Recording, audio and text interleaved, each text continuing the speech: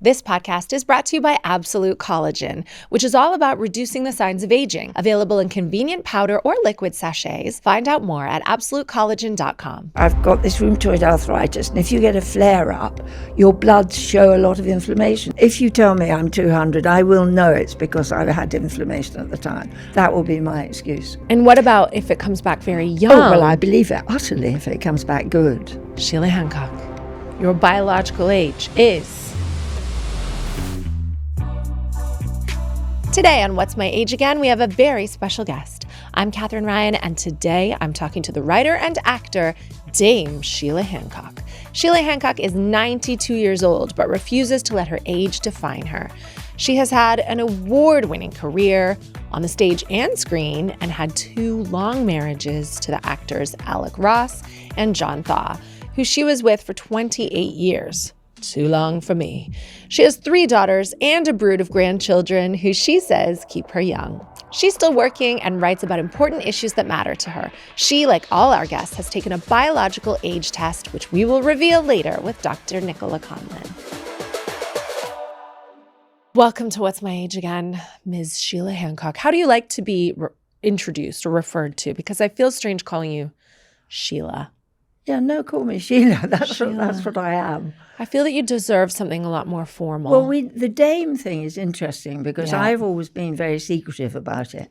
But I met a group of dames recently and they said, no, use it, because they use sir all the time. They sure the do. men get it, but the women don't. So I'm pushed, I go, Dame. Dame. Very sort of, but not now in this situation, just when I'm booking tables in a restaurant. Yeah, I would like to use it though. Go on, you Dame. can. Yeah, it feels disruptive.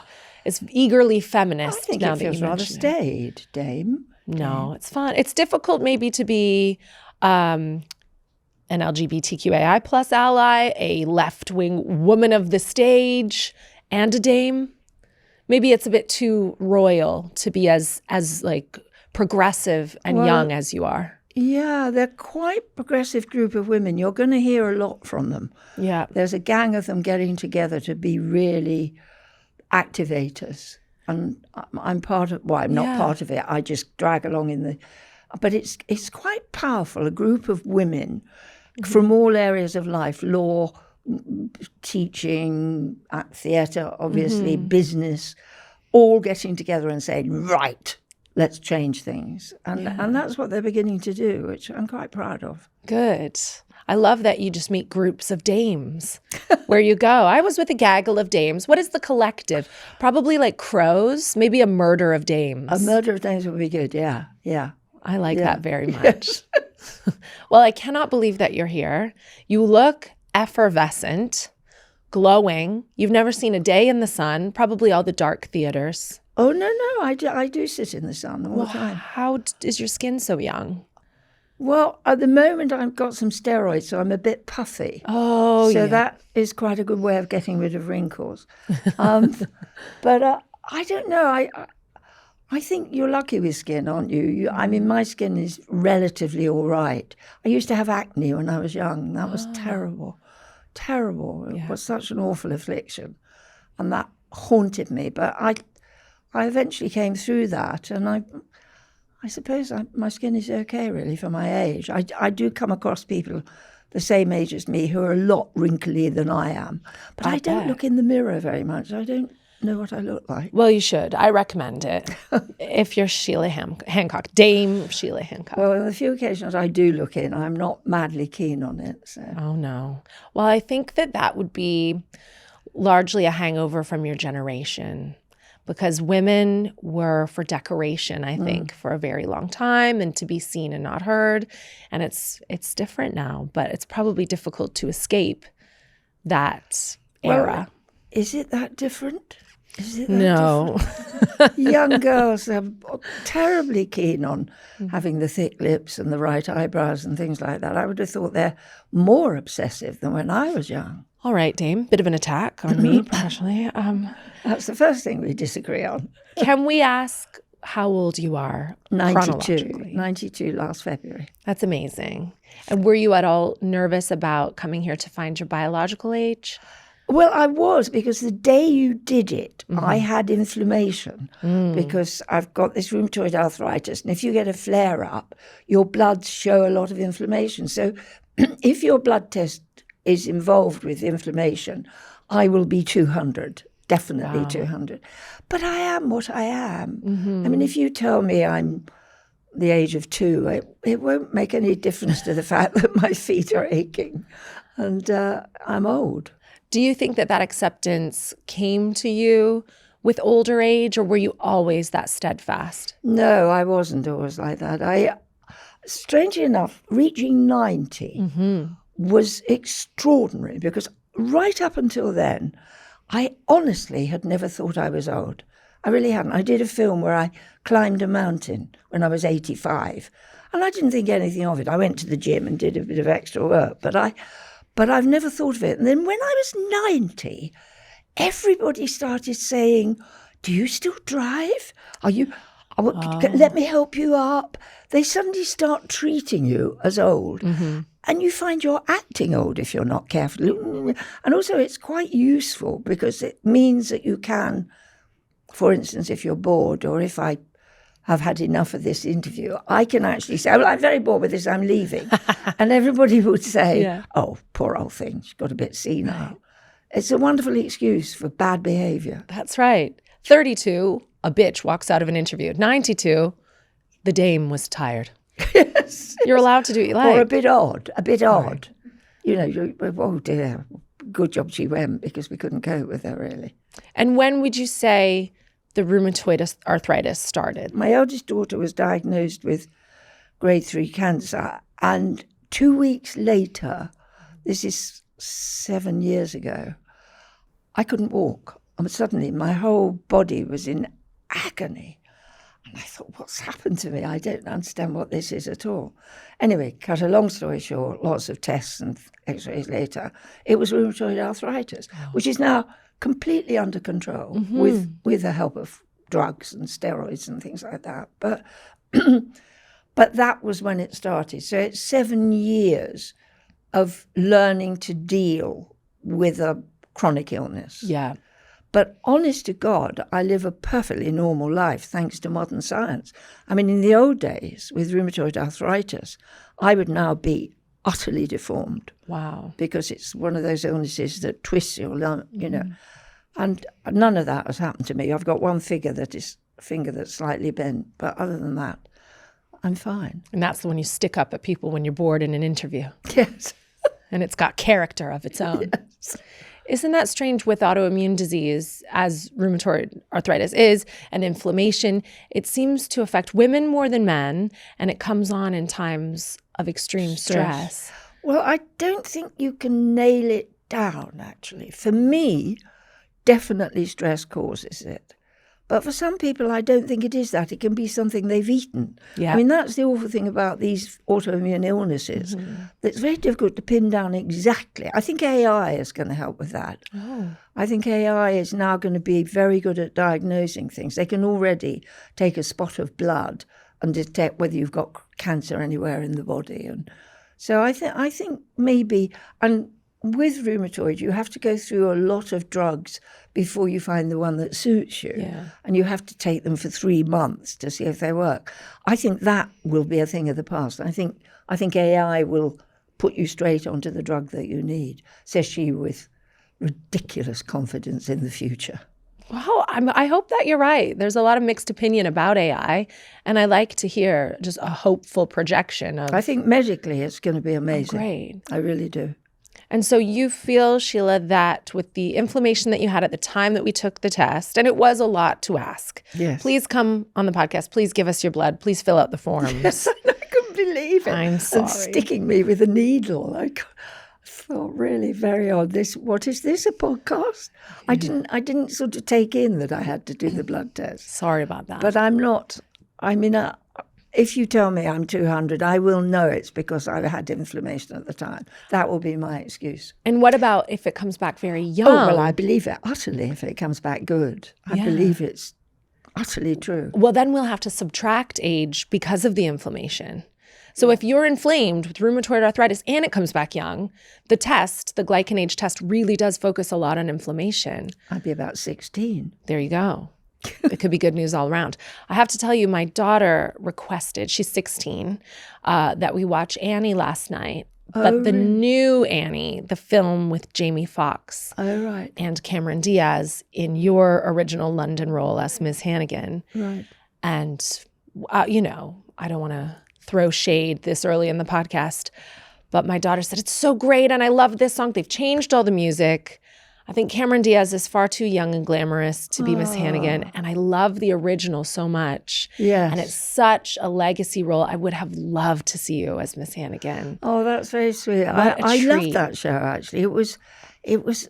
I remember, Trevor Nunn, who was then heading the RSC, and he came to see the show, and I thought, oh God, he's going to loathe all this sentimental rubbish. And he came around and said, I couldn't like anyone that didn't love this show. Yeah. And it's one of those shows that, the sun will come out tomorrow and everything's wonderful and people are kind and sweet. I think it's a lovely feel-good show, and I'd like it to be done very realistically, actually. I mean, at the moment it's always done as a musical, but you could do it about how poverty and cruelty can be overcome by somebody loving people, I enjoy playing the part. I'm the person that introduced the booze.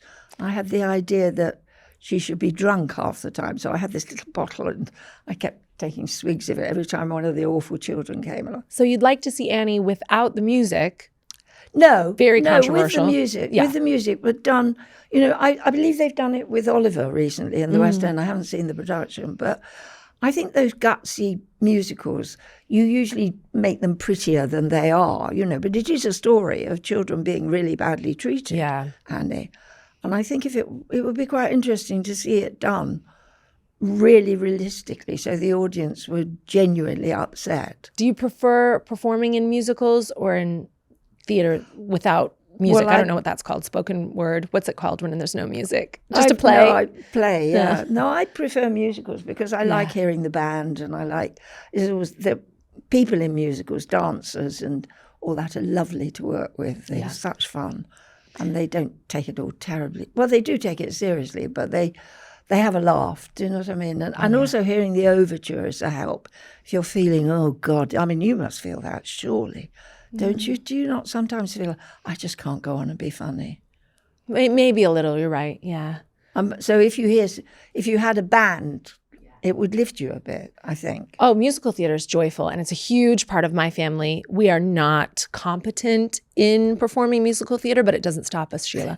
And my mother and my sister are both performing in Singin' in the Rain in Canada now, and like an Am-Dram production. Really? And we always did that as kids. I just love it so much. I love musicals. I love you in musicals, and I feel like that would probably keep you very young, because the sheer schedule of someone perform, would it have been 2 shows a day, 3 shows a day? Well, I did 8 shows a week. You do 2 matinees, but also you have to keep fit for musicals. So you have to go to the gym or you have to work out if you're dancing, and certainly you have to keep your voice in better condition than mine is at the moment. And well, actually, you have to be fit if you're going to do theatre at all. Yeah. 8 shows a week. But people have time off. I'm going to sound like an old fart now, but people have time off more than they used to in my day. I'll bet. You were never off, and I never am off, because you feel the audience deserve, that you at least turn up. But nowadays, people can get shows off for going to a wedding. I know. Or feeling a bit poorly, or that was unheard of in my day. But do you ever feel like that mindset is maybe a little bit abusive? Like you grew up working hard and never taking a day off, and that was normalized. Because I wonder the same. I see the young ones really kicking back, prioritizing mental health, and I think you shouldn't do that. But maybe they're right and we're wrong. I think they are right. Do you think? Yes. If I look back on my life, I wish I'd had more fun. I wish I hadn't worked so hard. And I wish I'd got a sense of values. I mean, I meet people. People sometimes stop me in the street, bless them, and say, oh, I loved you in somebody said the other day, I loved you in Two Angels. Mm-hmm. And I have no memory of it whatsoever. And in fact, nearly everything I did, I do not remember. I mean, I've got so many words in my mind, having started when I was virtually 16. So that's 80 odd years of words, that I think my mind sorts itself out and throws it away. Do you know what I mean? But I know that for that show, I would have got my knickers in a twist. I would have perfected an accent. I would have researched the background. I would have done a total waste of time. Gone into the ether. Even though it's in the cloud now, you filed it away. It might have been incredible mental exercise.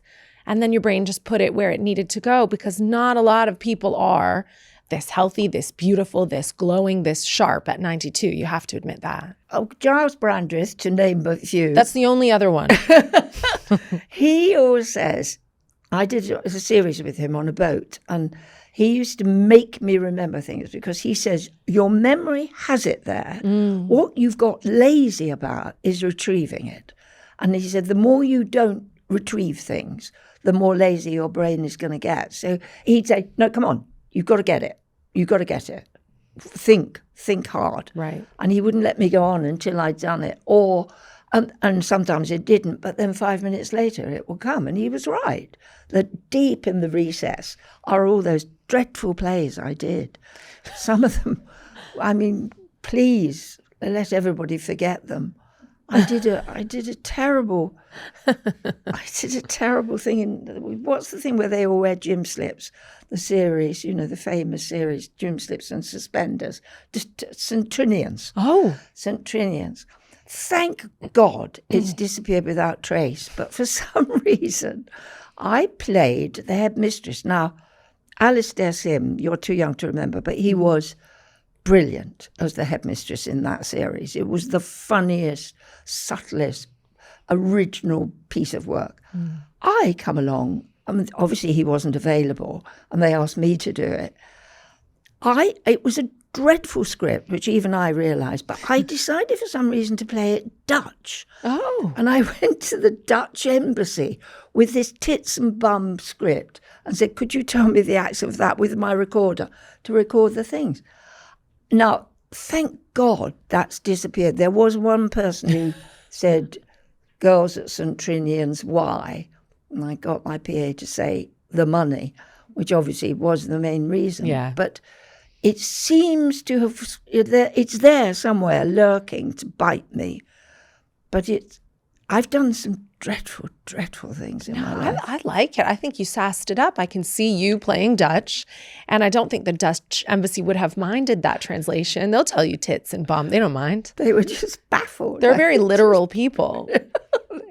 I don't know. And you had to change it. So you said a gentleman that I wouldn't know was playing the headmistress. Do you not know Alistair Sim? I do know of the name, yeah. Oh, sad. Look him up, darling. I will. Comic. An eccentric comic like there's never been. George Cole was his adopted son. And he just was a genius, an absolute genius, particularly in that series, which now is totally unacceptable. Yeah. I mean, all these girls showing their knickers and things, which we thought funny. But we accept it's from a different time. But I have noticed in theater, and especially with older women, it does sometimes bother me that the comedic female role is given to a man. Yes. Because for some reason it's funnier to have a man in that role. And there are so few roles for older female actresses. Older, very few. They think I think they feel it's wrong to laugh at old women. I get offered hardly anything. I long to do some comedy roles, but I think they think you should be a bit more dignified when you get old. I mean, when I was young, women weren't funny at all. You were just the butt of jokes and lots of boobs and things like that, and I've done all that.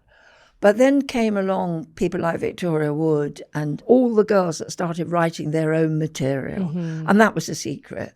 We were writing material written by men. There were very few. Beryl Reid, yes, but very few women writing. So the parts were thin on the ground. But directly the girls started writing their own stuff. They also allowed women to be grotesque. Yeah. You know, which up until then you could be a bit sexy, but you couldn't be utterly grotesque. No. It was this aloofness of, it was a childlike sexy by accident. Yes. Even Marilyn Monroe, who knew she was being sexy, had to almost behave as though she didn't realize, and it was someone else's gaze that was deciding she was sexy.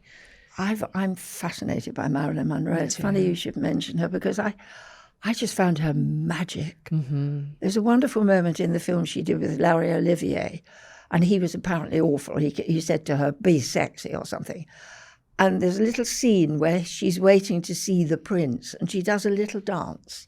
And it's obviously improvised. It's a moment of utter magic. And I think there was something deep inside her. She was obviously much more intelligent than they gave her credit for, but she also had a quality that I think none of the others have had. No. Do you know what I mean? A lot of them did bosomy comedy and sexy comedy, but she had this special thing, which was obviously desperately difficult to work with. Yeah. But wasn't she beautiful? She was amazing. So compelling and unique, like Yes, you say. utterly unique. And there's such a tragedy in that with her drug abuse and her untimely death and all these other things. But I think that's sometimes the magic of Hollywood. You just get it for a minute and then it's taken away. Yeah. Not everyone. She did well, though, didn't she? I mean, when she was with Arthur Miller, she began to do a little bit more interesting. She obviously now could be doing her own things, and it would be wonderful. But she broke a lot of boundaries. But she was just before women started making themselves felt in comedy. Yeah. Do you think when Giles Brandris, for example, whom we both love and adore, speaks about memory, maybe it's easier for Giles to have that recall because he was never anyone's mother?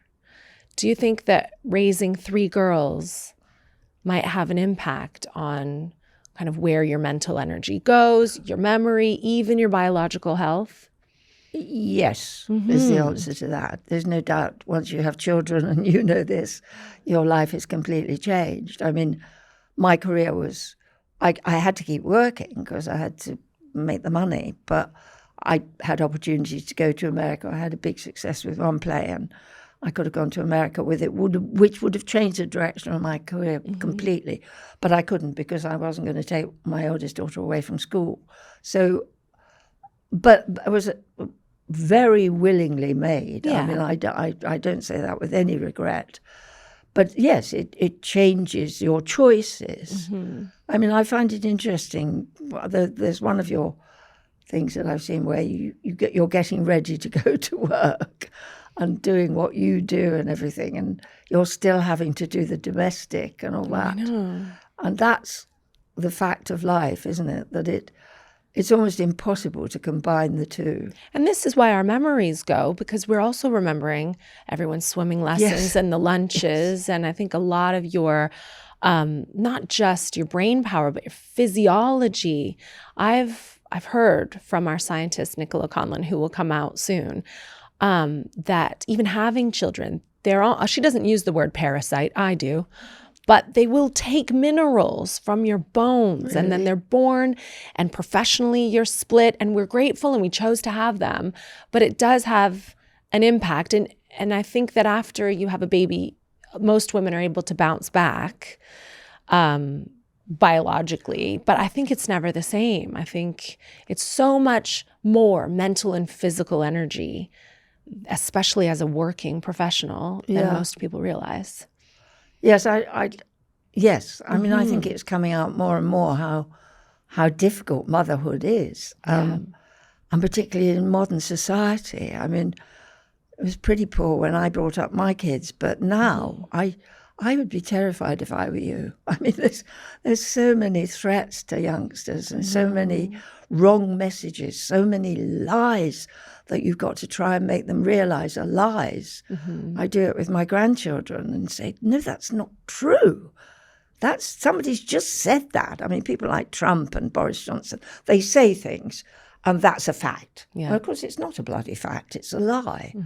And trying to distinguish between those things, I think it's really difficult for youngsters and for mothers whose duty it is to do that. And now we've got this whole thing with young boys. We've done very well with the girls, but the boys have been neglected. Yeah. They have. And some of I've been talking to my grandchildren about it a lot. I do some work with children. And there's no doubt that boys are really scared now. They don't know how they should behave. No. They're frightened of being accused of being lecherous or whatever. And the rules are constantly changing. It's very scary for them. How many grandchildren do you have? 8. They're all grown now, but they're all at an interesting stage, actually, because they're all at uni or left uni or whatever, about to go to uni and doing exams. I had supper with one the other night, and he's swatting away for exams, and I'm this terrible person because I'm always saying, it doesn't matter a damn, darling. It doesn't matter as long as you scrape through your degree. Yeah. Who's going to ask whether it's a first or a second or whatever?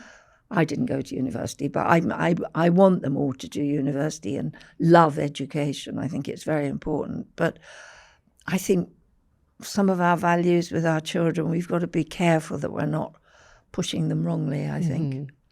And do you think that having so many of them, and it sounds like you're around them a lot, do you feel that that keeps you young? I love hearing their version. I really do.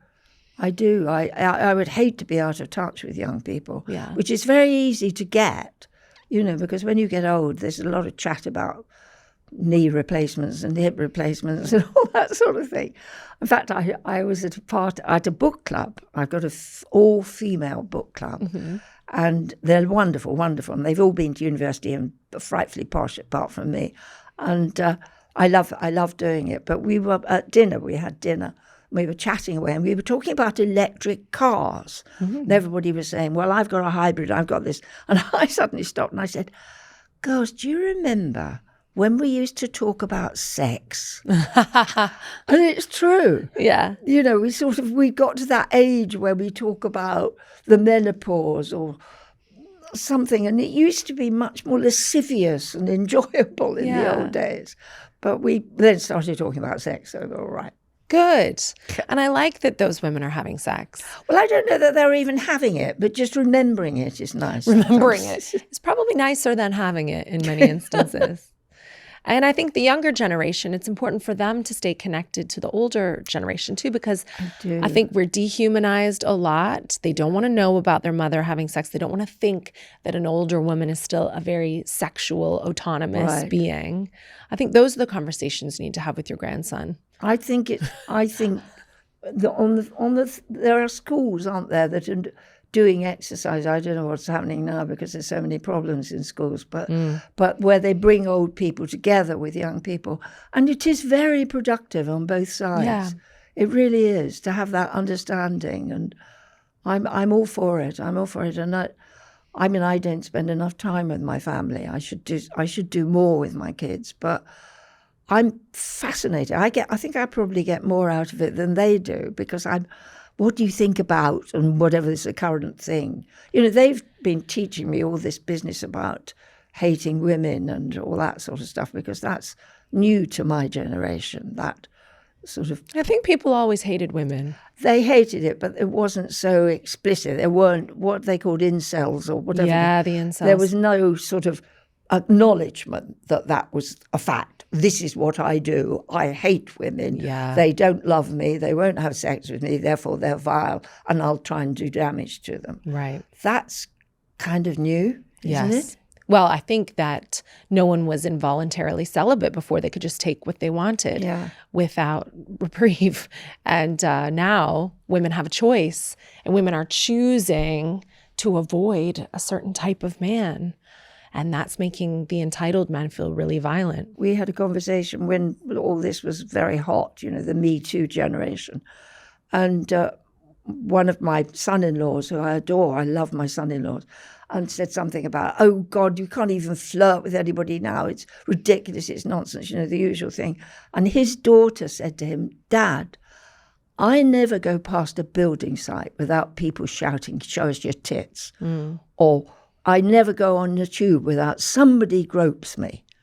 And he was horrified. Yeah. to discover that this was what her life was now, as was I have to say. I mean, well, I suppose it's always been like that, but we kind of took it on board more. Now it's unacceptable. Yeah, totally. We took it on board.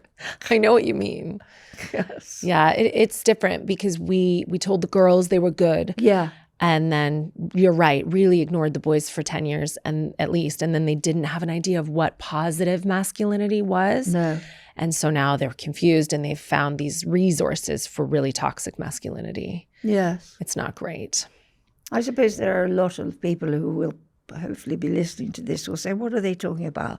I don't know that, but that's going on. Because I always think there's only certain sections of the community that are getting upset about things. And you say it to somebody else and they say, well, I don't know, what is it? It's all right, seems all right to me. And that's what I miss, actually, is having conversations that can be really productive and sometimes divisive and new to people. I think that's what's happening with the younger generation. They're afraid to have any new conversations in case someone disagrees. Yes. And that has proven to be really bad. But you are working with children. You're doing a lot of writing, still for The Guardian and Prospect. Do you feel, I'm going to sound like Alexander Hamilton now. Have you seen Hamilton? No, I haven't, I'm afraid. I can't believe it. No, isn't that awful? This evening, Sheila, you must go. I know. I know, it's awful. I don't know why I have. It's one of those things that everybody's gone on about it so much. I sort of think, I feel as though I've almost seen it. But no, it's crazy. I feel it's not as strong now maybe as it was when it first came out because you have to keep refreshing the cast. You'll see and you'll tell me. But they say Alexander Hamilton was constantly writing. And in one of the songs they say, why do you write like you're running out of time? Do you feel that you write with more of a sense of urgency or do you do it for pleasure? Absolutely, I do. Absolutely, I do. I'm desperate at the moment. My latest thing is there's going to be a big celebration of the 80th anniversary of VE Day. Yeah. And we're going to have yet a thing about how we won the war and patriotic and all that. And it's a last opportunity to pay tribute to the men who died and all that. And I want to say, but it wasn't a good time. There were a few people jumping around in Trafalgar Square, but in fact, we'd just seen Belsen, all the pictures coming out of Belsen. We were about to kill thousands of people with atom bombs. Yeah. There were men coming home that my girlfriends didn't even know, who said they were their fathers, and suddenly they had to obey them. It was a turmoil of a time. And the best thing we can do to pay tribute to the men who died and the women who died is to make sure it doesn't happen again. But we're not doing a lot about that. No. We're really not. I've been watching a program called 1933, which is the year I was born, and it's the rise of Hitler. And it is terrifying to see the equivalents. Like, I believe Trump is now confiscating books. I mean, presumably soon he'll be burning them in public. Do you know what I mean? And there are worse things that make Germany great again. And you think, where have I heard that? And it's frightened the living daylights out of me. So I'm desperate in my pathetic little way to write about what I do feel and what I feel should be happening. I mean, when awful periods like this happen, like the war, there is an opportunity for wonderful change out of it. We got the welfare state and we got all sorts of wonderful things with the Attlee government and all that. And this could happen when we get through this crisis. Maybe the world could realize that things have got to change, but in a way that doesn't destroy people and doesn't cause a third world war. Do you think there are a lot of women your age who think like you? Because it is a little bit, it shouldn't be surprising to me to learn, I know the way that you think. I've read your writing and I think you're very progressive and amazing in so many ways. But I think that a lot of people would assume that the older generation aren't as progressive as you are. And it would make sense, born in 1933, that you would see political similarities. But do your friends feel the same way, that we're headed toward a repeat? Some of them do, yes. Some of them do, certainly.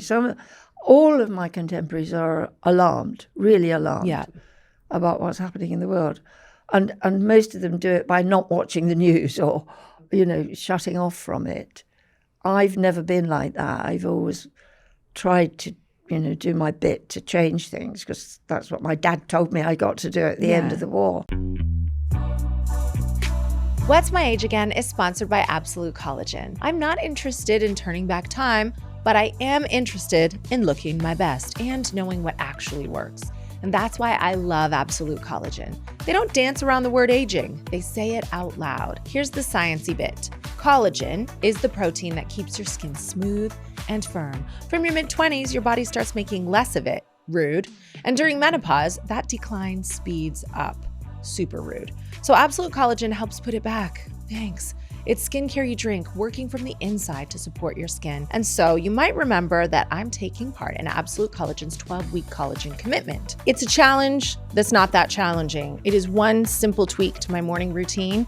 I take these delicious Absolute Collagen sachets, the mango being my favorite, and I put it in a refreshing glass of ice water. I love skincare.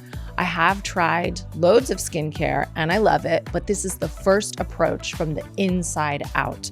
I am losing collagen at a rapid pace, and I think Absolute Collagen is the perfect way to replenish that protein. Take the 12-week Absolute Collagen commitment and see what it does for you. You can get 30% off your first 3 months at absolutecollagen.com. Just use the code What'sMyAgeAgain30 at checkout. New customers only, not able to be used with other discount codes, valid until the 30th of August. And use SPF in that time. It is summer. I have some less important questions to ask you about, like diet and exercise, but it feels like there's no natural segue. Oh, First, I'm going to ask you, you've also written a lot about your marriage to your much-loved John Thaw. Are you used to having him not around now that he's been gone over 20 years, or do you ever get used to that? I'm used to it. I found ways of dealing with it, but I'd much rather have him here. Yeah. And I do imagine him here quite a bit. I mean, when I watch telly, I'm always imagining how he'll be sending it up or what he'll say about Boris Johnson or whatever. I'm probably quite wrong because he was always very unpredictable, but I miss his company badly. Yeah. I really do. And my first husband, I loved him dearly as well. And he was wartime. He was aircrew during the war. Mm-hmm. So I'd like to see what he feels. I mean, it would be nice, wouldn't it, if we died and met people. Mind you, some people you don't want to meet, do you? But no. Well, I'm sure that you could ghost them. Yes. You could just, sure. Why not? If not dead, then when? Can you ghost someone? Okay. Which husband would you visit first? I'd like to get them together, actually, because I think they get on well. Well, the first one died before the second one came along, so they have no reason to be angry with one another. But they were both, they had a lot in common. They were both drinkers and, and they were very similar, volatile men, which is what I've always fallen for. Oh. But I miss them, and I do sometimes feel a bit lonely. Yeah. Do you know what I mean? When one's worried about the world. But I'm blessed by having lovely friends, and my gay friends particularly are fabulous. Course. It is the dream, really, to have a dead husband and gay friends. Yes. I hate to say it. It is the best way out. Because you remember them fondly. If they were around now, they might be a little curmudgeonly. Yes. The drinking, the sheen of that really wears off. Yes, it does. You're right. What about your drinking, Sheila? My drinking? Yeah, let's talk about your health. I know you're busy and you're sharp and you're beautiful and you're smart. Do you drink? Well, I do drink, but I don't think I drink to excess. No. I mean, I have had periods when I've drunk every day, and then I've suddenly realised that I'm drinking every day. At 6 o'clock, ooh, is it time to have a drink? Lovely. I think a drink at 6 o'clock is not only fine, but medically recommended in a lot of cases. Red wine particularly, I love. And then diet and exercise. Well, funnily enough, I'm starting at the gym today again. Oh, wow. Yeah, I've not been going to the gym, and my legs are getting a bit feeble, so I need to do some of those pushy exercises. So I spoke to my gym and said, can I trial a month, seeing if at 92 you can still benefit from going to the gym? So I'm going to start You should convince them at 92, it should be month to month. Yes. Like, don't put me into, a 10-year contract. No. I'm 92. Just play it up, I think. Exactly. Start to exploit 92. Well, rather than people trying to lift things for you and tell you that you should be weak. Absolutely. Yeah. Absolutely. Yes, I will try that. My idea is that they should be able to advertise that I've benefited hugely, and they get lots of 92-year-olds along joining for a short period. See, you are thinking like the younger generation with the hashtag spawn. You shouldn't do anything for free. You should be sponsored. Yeah, everything that you do now. Do you have social media accounts? No. Well, no, I don't. No. You should get one of the grandchildren to make a social media account. You will see in real time how adored you are. You can get your message out. Your political message, all your writing goes through the social media. People will love you, Sheila. The young people my PA who don't runs know. something like that. And she tells me the nice things and not the nasty There things. will not be nasty things. And then you get the gym photos up there. 92, looking 39. And then the money rolls in. That's not one of my main interests, believe it or not. But it's fun, though, knowing you can do it. Yes, I suppose so. But it's as much as I can do to deal with my emails. Yeah. I have hysterics when I finish this and I look, I'll have at least 20 more emails from various sources. Who's emailing you?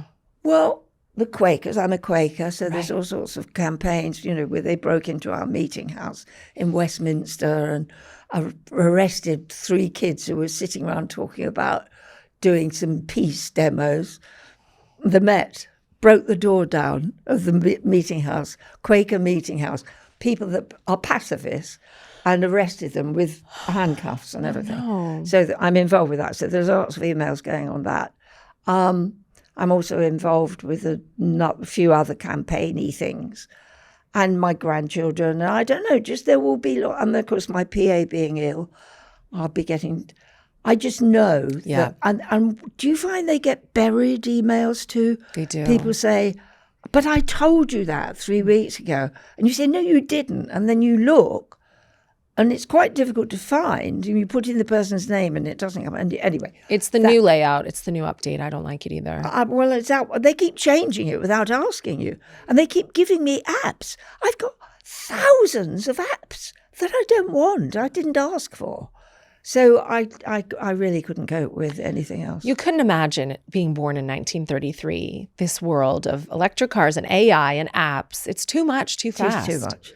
I keep saying to my grandchildren, you do realise that I didn't even have, I certainly didn't have a phone. I didn't have a computer. I had to do my times table for adding things up. I didn't just put it into a phone. And also, all this, I remember getting an Amstrad, which was the first word processor, and having to learn how to do that. I couldn't even type. And now I'm trying to handle all the various things. I'm quite good. I'm quite techie. Yeah. But I do get lost sometimes. But my eldest daughter is very good, and she usually comes in and sorts me out. It's the Quaker in you. I think Quaker women do a lot. Well, they've always been at the forefront of change. Yeah. They were very behind the suffragettes. Mm-hmm. And obviously, and the originator of Quakerism was a woman called Margaret Fell. It's the man who's usually talked about, but he had this woman called Margaret Fell. And she used to go down to London, which would take about a week, and talk to Charles II. She once accosted him on a tennis court about peace or something like that. And they've always been at the forefront. They've never been pushed aside in the Quaker religion as they are in the main church. Mm-hmm. So they've always been quite proactive. I've been really upset that all these Trumpy things are happening, and there hasn't seemed to be a lot of protest. I mean, last time Trump came in, there were marches and all sorts of demos. It's begun to start now, but there wasn't anything. So when I heard that half a dozen girls are organising peach demos in the meeting house at the Quakers, I felt so happy that somebody was doing something, even if they did get arrested and bailed. And they've done nothing wrong. I mean, no. And I think to be arrested by a Met officer with handcuffs, a young girl, is not great. No. Not great. It was this publicized. It's not a good look. Yeah. For the men. The Sunday Times did it as a headline. Wow. Immediately after. It's still bubbling along. But it's shocking. It's deeply shocking because they said that they'd heard that they were planning to bring London to a standstill. Now, they probably did say that. Mm-hmm. They couldn't possibly do that, bless them, in the best will in the world. They couldn't bring the whole of London to a standstill. But also, that's allowed, but not now. You see, there's a little clause come into demos that you can't do anything that will disrupt or upset people. Do you know what I mean? Okay. You've got to behave nicely and just say, please, will you not send weapons to Israel and Palestine and everywhere. Well, I think that some of this mindfulness of the Quakers will be reflected in your biological age because Dr. Nicola Conlin always says that's good. Oh, really? The quiet, it's good for your cells. Before we bring out Dr. Conlin, can I ask you, Sheila, how old do you feel? Well, at the moment, I feel young talking to you. I feel no age. Sometimes when I'm a bit cranky and when my legs are not working as I would like to, then I feel about 80, but I never feel what's expected of me. I feel I let people down with 90. Yeah. Do you know what I mean? I'm a bit of a failure at 90. Yeah. Not good at doing that. I'm getting better because I'm getting worse. Okay. Do you know what I mean? I do find myself, I caught myself in the mirror. I never look in the mirror if I can help it. But I was bent over. I was literally bent over. It was the end of the day. I was tired. My back was aching and I looked old. We all do. Do we? Yeah, I mean, I hate to think of my husband's view. Sometimes I do need that facelift. You've never thought about doing anything like that? You don't do Botox, you don't do facelift, filler, nothing. You just look like that naturally. Well, I've got lots of lines and things. I once had things for here just because I was getting a furrow there, but I just feel so strange. It's great. I did, but I'm absolutely for people doing it. Though you look lovely, and I know you say you've had things. I've pulled back. But you see, I was never beautiful. I think I was at RADA with Joan Collins, who was exquisitely beautiful. And I can understand if you look like that, A, what a blessing, and B, I'm sure have done everything I could to preserve it because it's worth preserving. But because I've always been a bit odd looking, it didn't seem necessary to bother about it. Do you know what I mean? And as I've grown older, it's been a bit of a relief not to wear makeup and not to have to worry about looking lovely and all that. Well, I will say, not that you care, but I think there was a very narrow idea of traditional beauty back then. And I have seen photos of you from all along your career. I think you're beautiful now. I think you'd be very surprised that you are considered beautiful now, but even as a young woman, you would be considered out of this world beautiful now because we accept different ways of being beautiful. So you are very beautiful. I don't think I'd have been ever considered beautiful, but certainly I wouldn't have been rejected in the way that I was in my profession because I was very tall, which you couldn't be because you could never be taller than a leading man. And also unconventional looking. I remember to my joy, an agent came to see me when I was in Bromley Rep and summoned me to his office. And I was playing a very glamorous part in the play that he saw. And when I walked in the door, he went, oh, sit under that light. And he said, I have to think about plastic surgery. And that was absolute. And I now you would go, will you please? I absolutely accepted it and thought, yeah, that's right. And I did a wonderful play called Rattle of a Simple Man, in which I had awards and it was a big success and all that. And they did the film, and a lovely actress called Diane Cilento, who was really beautiful, played the part. And many years later, I got an email from, a letter from a producer called Muriel Box who'd done it. And she asked me to go to lunch with her, and she very sweetly said, I want to apologise that all those years ago, it must have been heartbreaking for you to have Diane play the part that you'd had such a success with. And I said, well, actually, no, it didn't surprise me in the slightest that you cast somebody beautiful in the role. That's what you did in those days, you know. But it's, but now, thank God, all that has gone out of the window. Yeah. Thank God you can look and be exactly what you want to be. And I think it's so much more interesting for the public and everything. And what would you say to anyone who's worried about aging or scared? Well, if it's about the way they look, then I don't think I can help them really, because you do begin to look older and sadder. I what I would say is you're fine, but when you get a bit older, I think that's when it starts to be dodgy. If you still try to look what you did when you were 20. Yeah.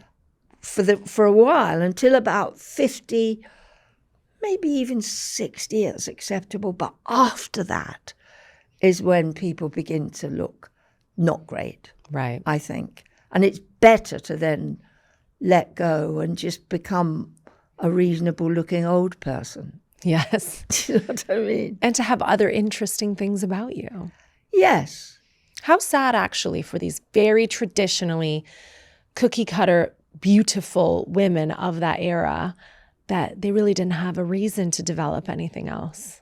It could probably be a blessing and a curse, quite stifling. Yes. Yeah.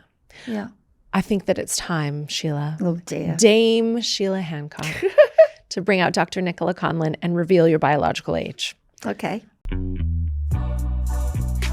Sheila Hancock, your biological age is 72, Woo! 20 years younger than your chronological age, and that is in the midst of a rheumatoid arthritis flare. Wow. How do you feel? Well, I'm surprised, actually. Gosh, yes. Yeah. 20 years younger, that's...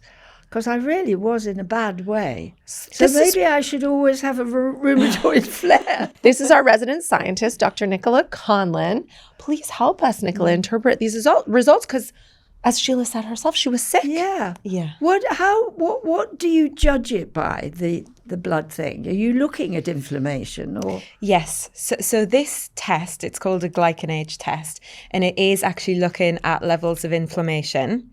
But the key thing here is it actually looked at what the inflammation's been like in your body over around 3 months. So it's not very specific on the day. And it's more like, you know, what is on average has happened during the last 3 months. Oh, well, normally it's normal. So normally it's okay. It's okay. Yeah. But what we know, because what this test is measuring, obviously you've got your chronological age, which is 92, but this is your biological age. This is the age you are on the inside, and this is the age that your cells are. And that's way more important, because that's a really good predictor of health, way more than just what your birth certificate says. Oh, good. So, well, I might live a few more years then. Yeah. Well, the fact that you are 20 years younger, and normally at this point, Katherine will always say to me, okay, explain the results. But I would like you to explain the results, because clearly you have done something throughout your life or whatever you're doing now that is really giving you this spectacular result of being 20 years younger. So, you know, do you have any insights as to any key parts of your life, your lifestyle, that you just feel have been important? A mental attitude, probably. You know, I'm quite curious. Yeah. I think my outlook has not become old. When I compare myself, when I meet contemporaries, because of my profession and your profession, I've kept fit. Yeah. Yes, I have. I've gone to the gym. I've done dance. I've eaten sensibly. Yeah. Well, not always, but I've mainly eaten sensibly, except of course one eats after the show and all the silly things. But so I've I've taken reasonable care of myself, but not massive good care. But all of those things are really important. Exercise, diet, Yeah. lifestyle plays a much bigger role than we think when it comes to aging well. And I liked what you were talking about saying, you almost become where you're expected to act a certain way. And, you've got to be careful to not start acting your age because of what society thinks. And, as someone who specializes in longevity, we see this sort of societal expectation where we have this expected life trajectory where I always say you born, you learn, you earn, you retire, you expire.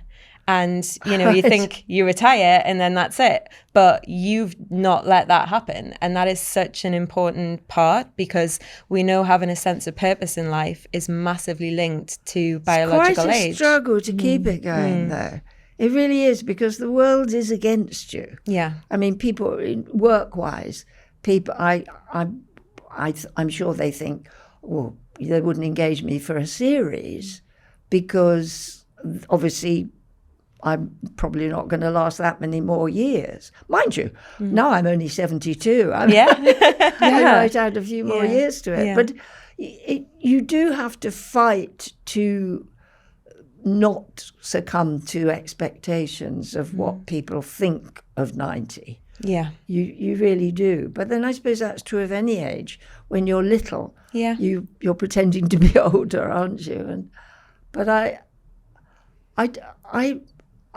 know that I am better than most of my contemporaries in terms of health. Yeah. I mean, I haven't had any replacements or anything like that.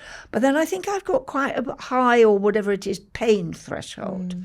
I'm quite good with pain. So I do have a pain in my hip that I think some people might say, oh, I need a hip replacement. Yeah. But I don't. I just think, oh, occasionally my hip hurts. Yeah. But I think people, are more apt to have intervention than I am. And have you ever had any major illnesses at all? I had cancer. Did I you? had breast cancer, yes. And I did go on a special diet for a year. There was a marvellous man called Dr. Latto, who was an alternative, and used to have injections of mistletoe. And I refused chemo. I had radiotherapy. And much to their fury, because this is way back in the 70s, 80s, and they wanted to throw the book at me with it, and I said no. And I had a wonderful, very enlightened consultant called Dr. Spittle, and she said, well, look, I'll give it a year, she said, but if there's any signs of recurrence, I'm going to throw the book at you. But I went on this meat-free diet. I lived mainly on raw vegetables for about a year. Yeah. And a bit of cheese, tiny bit of cheese, but his theory was that the liver needed to be free to get rid of the poisons. So you don't lumber it with coffee, and I didn't drink or anything like that for a whole year. Wow. And I came out and I was fine. Yeah. I was fine. I've never had a recurrence. Were you working at that time? Yeah. Yeah. I was actually working when I got the diagnosis, and I worked that night when I'd been told, I can't imagine 8 shows a week on raw vegetables, Sheila. But food is medicine. Do you know, I do it occasionally now. I quite like it. What you do is you chop up raw vegetables, put a nice dressing on it, nice olive oil type dressing, and a potato in its jacket, and a bit of cheese. It's really tasty, actually. Okay. If you're feeling a bit off colour, it's a good lifter. And you don't cook them? No. And you have raw cabbage, raw red cabbage particularly, celery, sort of onions, apple, beans, anything, all chopped up and then mixed with a dressing. It's very tasty. Very tasty. And I really wanted to ask you as well about how much of a role you think, being involved with the Quakers in that sort of society, of a collective group of people working together and, having that sense of community. And also it's clear that you have a very good group of friends around you. Do you feel like that's something that really helps you stay? It does help me. It does. And I think most people, loneliness is a modern disease and certainly one for the old. Yes. So old people sometimes don't speak to anybody for days on end. And that must be a nightmare. And we know this scientifically now. So there was actually a study that came out that said loneliness is actually, comes with the same health risks as smoking 15 cigarettes a day. Really? Yeah, that's the comparison, because Really? loneliness can affect the immune system. It can cause inflammation. I can believe that. Yeah. I can believe that. And I think whenever I get, the books I write seem to get lots of letters, people, because one book I wrote, the two of us, talks about alcoholism and all sorts of things, and certainly bereavement. So I get lots of letters saying thank you, or can you help me, or whatever. And one of the things I always say, I often get people saying, I'm so lonely without my husband, I can't bear it. And I say, well, join something. Yeah. There are people that need you. Go to the local school, see if you can read stories to the kids, anything to get with a group, local church, whatever.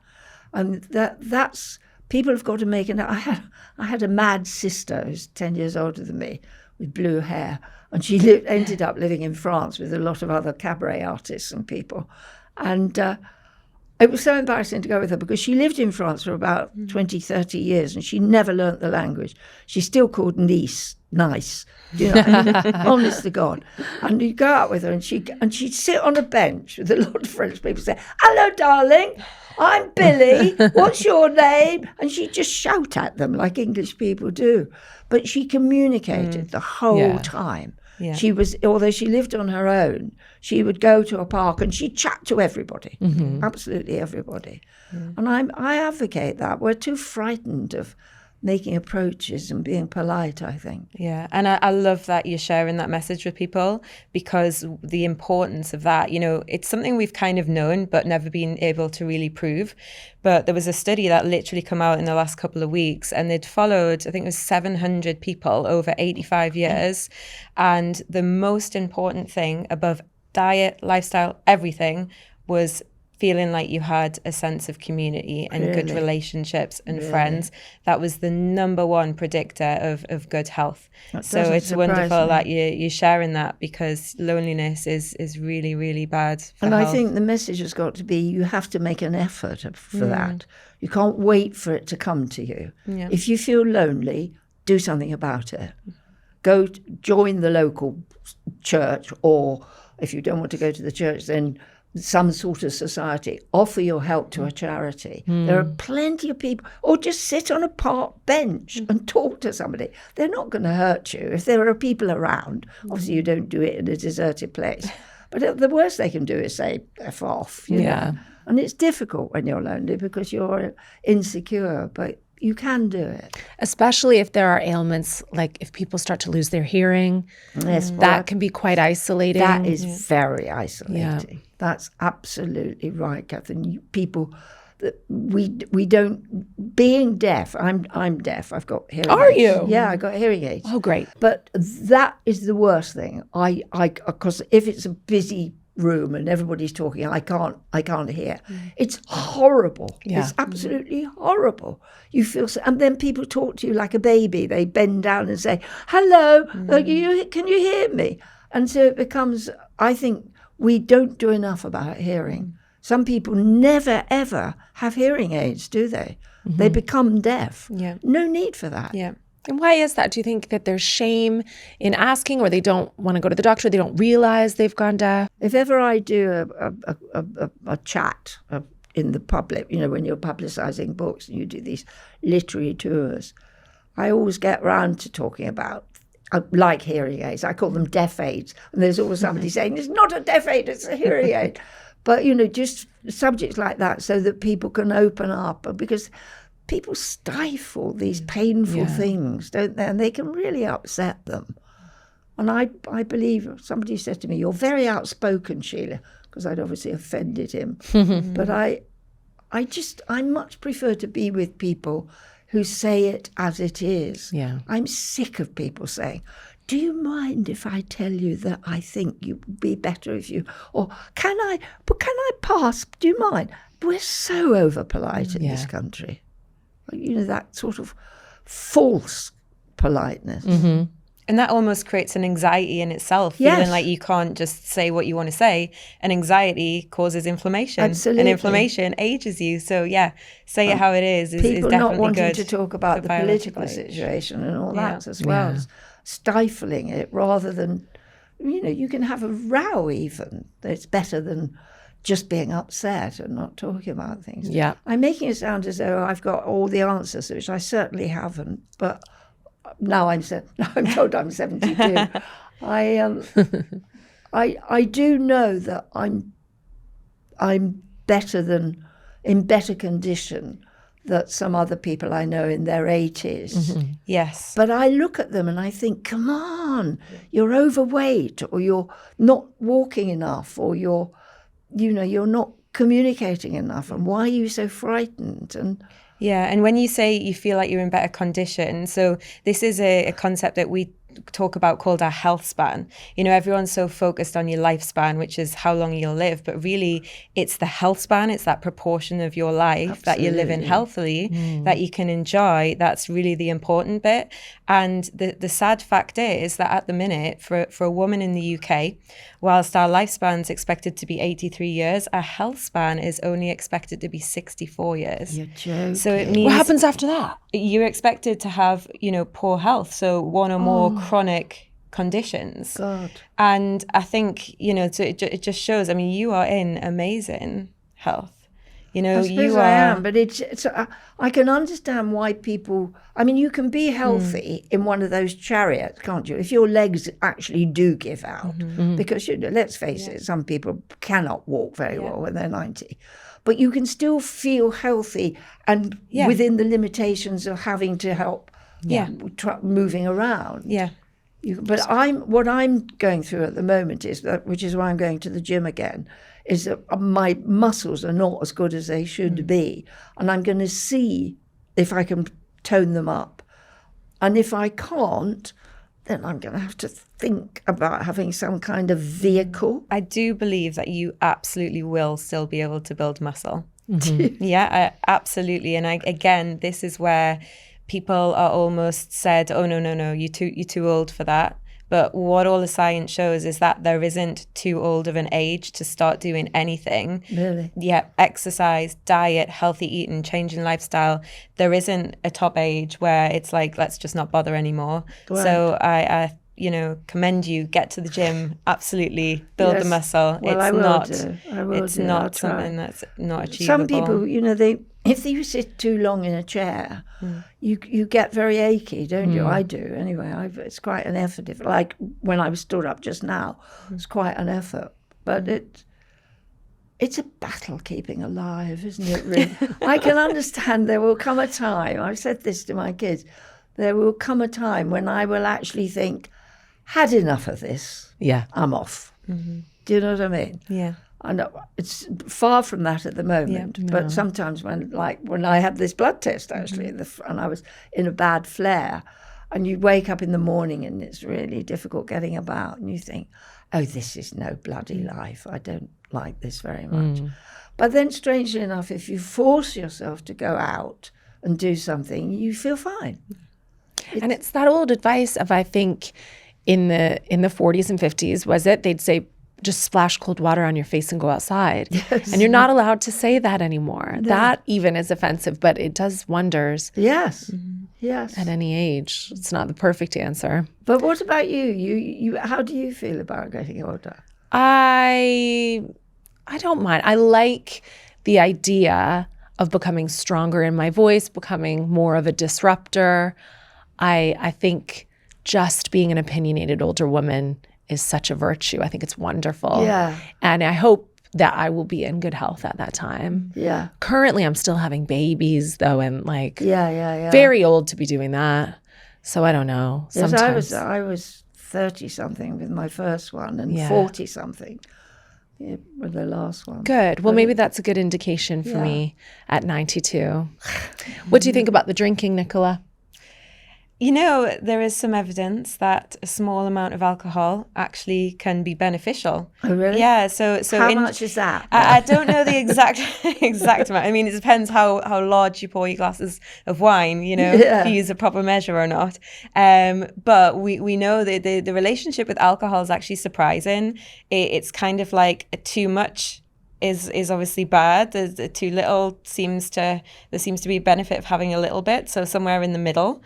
There are still some people that say you shouldn't drink at all. Some studies show nothing, absolutely nothing. Yeah. But there are definitely some studies that show a little bit is actually beneficial when it comes to biological age. Now, is that because maybe those people are more social? They're actually going out, they're going to restaurants, they're relaxing. It might be a different story, and I don't know if they're controlled for this, like if it was just people at home on their own drinking, by themselves.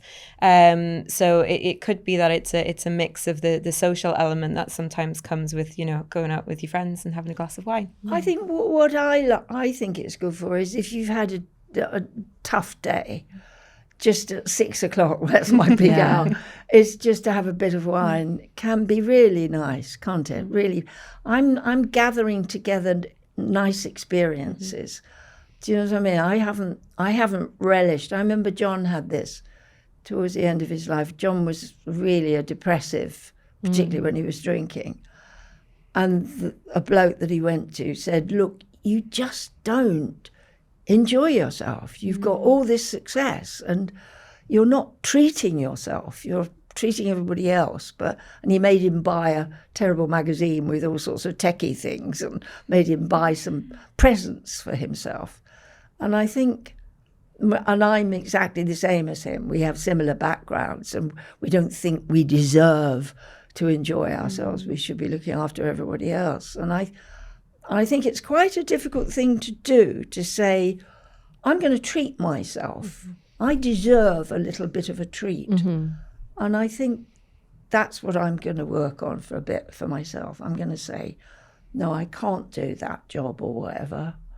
I'm going to go and sit in the sun. And what were you like at 72? What were you doing that year, Sheila? I can't remember.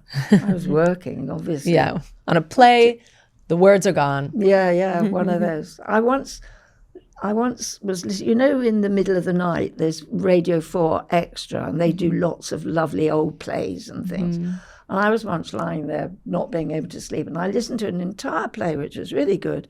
And at the end, it says Sheila Hancock played Judith, and I still don't know that I did it. I swear to God that I didn't do it, but I did, obviously. It's awful, that. It's very strange. And I do have a theory that it's my form of Alzheimer's, but then, as I say, I do recall it I never did recall doing that play. Or maybe because you are so talented and such a professional, you get into the character so much that was Julia. It was no longer. That's why you can't remember. Maybe. Because you're back in the room. That's it. That's what Sheila it is. Again. Will this result change the way you live at all? Well, it's actually cheered me up a bit. Good. I mean, I don't know how much I can trust it, but I have begun to think and found myself thinking, have I got a couple of years? How many years might I have? 92, 94, maybe 2 years.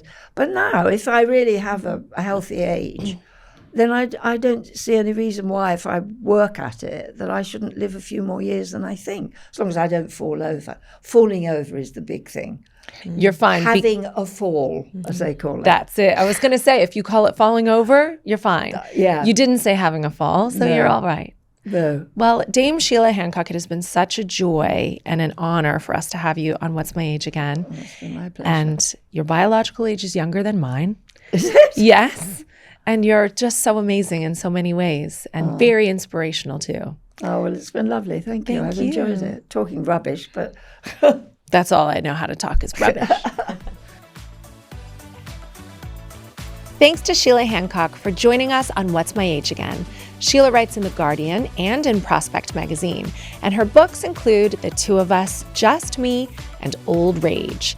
Thanks so much for listening. Be sure to follow us at whatsmyageagain_pod across social media. And don't forget to like and subscribe wherever you listen to your podcasts. Until next time.